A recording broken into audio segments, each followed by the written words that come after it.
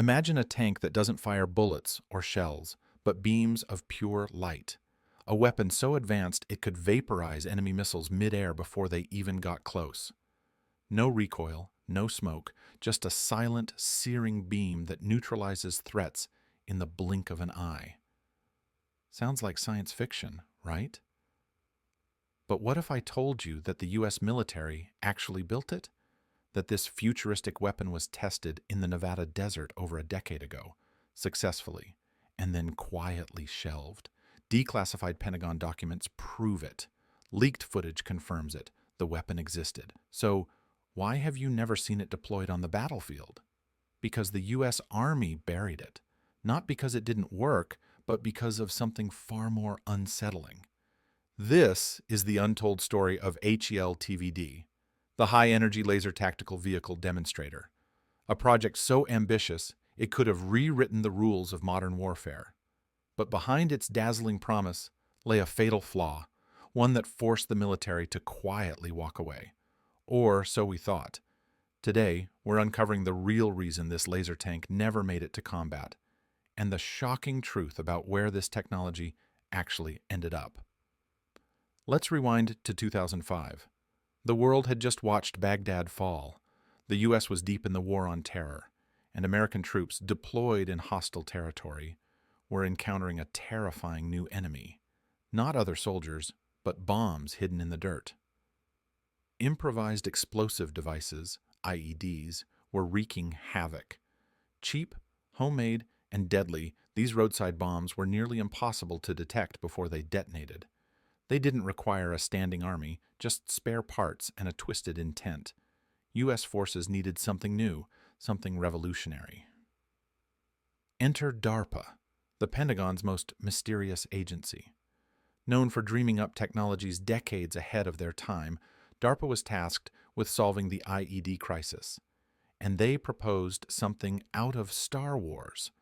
Their idea? A weaponized laser system mounted on a military vehicle, one capable of detecting, tracking, and destroying threats like rockets, mortars, and drones before they could strike.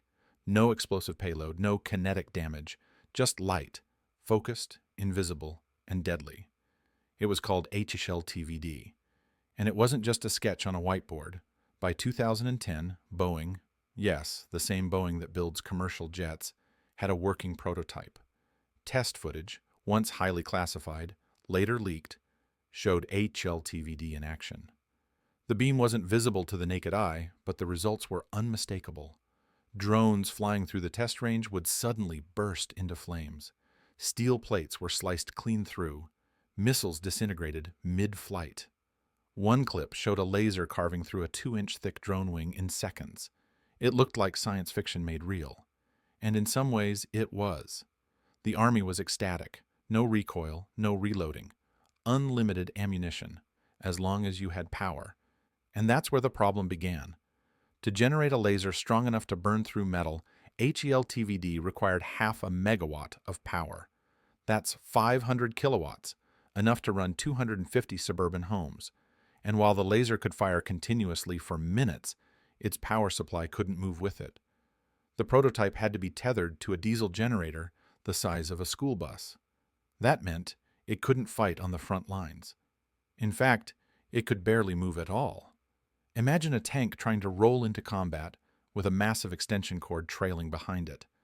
The concept was revolutionary, but the execution was clumsy.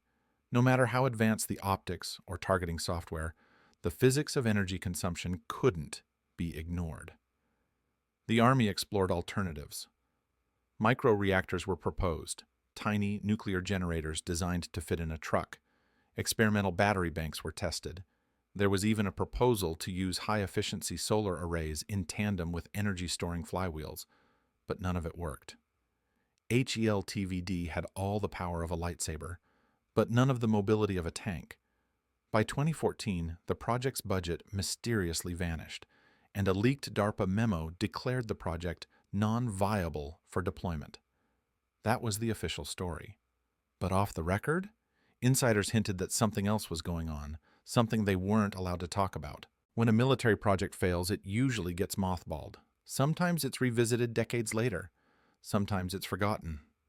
But HEL TVD, it didn't disappear, it morphed. Just as the laser tank was being shelved, a new trend emerged in military defense: directed energy weapons for ships and aircraft. In 2019, the U.S. Navy unveiled the USS Portland, an amphibious transport dock ship outfitted with a 150-kilowatt laser weapon. Unlike the HEL TVD, the Portland didn't need to move quickly or dodge enemy fire. Its massive engines provided more than enough power to fire the laser continuously. The target? Drones. Not missiles, not tanks, but cheap, easily replaced UAVs. And that's the beauty of laser weapons. They cost almost nothing to fire. While a single missile might cost hundreds of thousands of dollars, a laser shot costs mere cents, just the price of the electricity it consumes. It gets better. Lockheed Martin, the same company behind the F-35 fighter jet, developed a ground-based laser called Athena. Compact, mobile, and deadly. In tests, it burned through a truck engine from over a mile away, and it's already being evaluated for aircraft deployment. Meanwhile, in the private sector, SpaceX uses orbital lasers to vaporize space debris threatening its satellites. And in Ukraine, whispered reports claim laser-based anti-missile defenses have been deployed, guided by artificial intelligence. HEL TVD didn't vanish. It evolved. Its core technology was spun off, scaled down, and redistributed across every branch of the military, and even into civilian space operations. But if the technology survived, why didn't the original tank? The Pentagon blamed HEL TVD's cancellation on power constraints.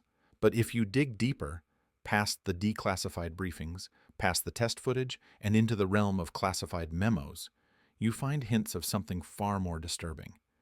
In 2013, DARPA quietly released an internal report discussing non-lethal applications of directed energy. Among the listed uses, pain rays, psychological manipulation, behavioral disruption. You heard that right. They weren't just exploring weapons that destroy. They were studying how to use lasers to influence human behavior, induce discomfort, confuse crowds, even potentially scramble neural activity. The Air Force, for instance, once funded research into the active denial system, a truck-mounted weapon that uses millimeter waves to heat the skin, creating an unbearable burning sensation. It was designed for crowd control, pain without permanent damage. But what if HEL TVD was capable of more than just frying drones? What if its high energy beam, precisely modulated, could disrupt electronic systems or human nervous systems from a distance?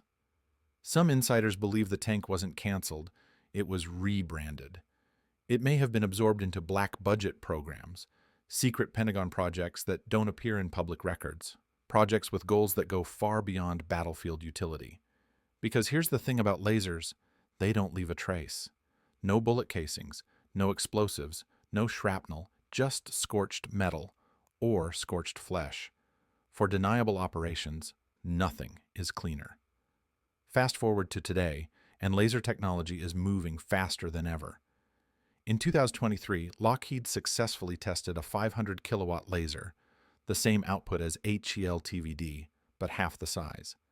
Advances in solid-state batteries and compact reactors are making mobile lasers viable again.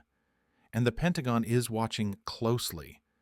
There are even rumors of autonomous drones armed with low-energy lasers designed to blind surveillance systems, or laser turrets mounted on satellites capable of disabling enemy electronics from orbit.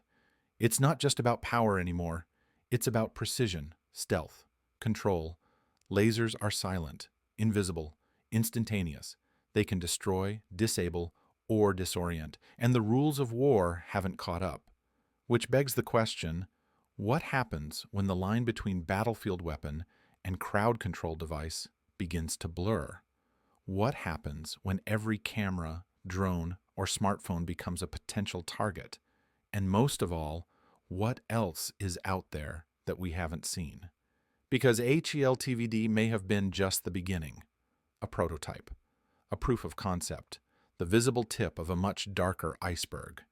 So the next time you hear about a cutting-edge laser defense system being tested in the Pacific, or see headlines about a new Navy laser swatting drones out of the sky, ask yourself, is this really new or is it just declassified? Because sometimes what the government buries isn't dead. It's just waiting for the right moment to resurface. And next week, we're diving even deeper into Project Shadowbox, the CIA's real-life hologram decoys, and the tech they used to fake entire troop movements in enemy territory. If you want more secrets, real documents, and stories they hoped you'd never hear, subscribe, hit that bell, and don't stop questioning.